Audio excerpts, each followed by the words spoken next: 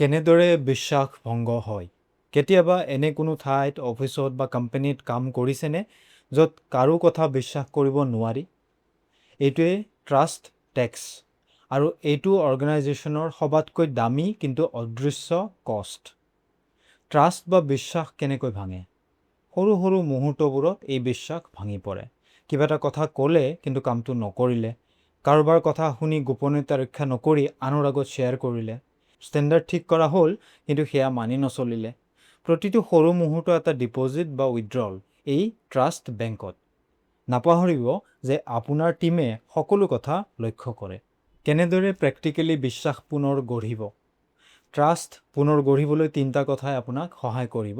1 number, সৰু সৰু প্ৰতিশ্ৰুতিবোৰ পালন কৰক। গ্ৰেণ্ড জেষ্টাৰ নালাগে, সৰু সৰু কথাই হ'ব, সৰু কিন্তু কনচিষ্টেণ্ট। এই প্ৰতিশ্ৰুতিবোৰ পালন কৰি গৈ থাকক। 2, ভুল স্বীকাৰ কৰিবলৈ আৰম্ভ কৰক।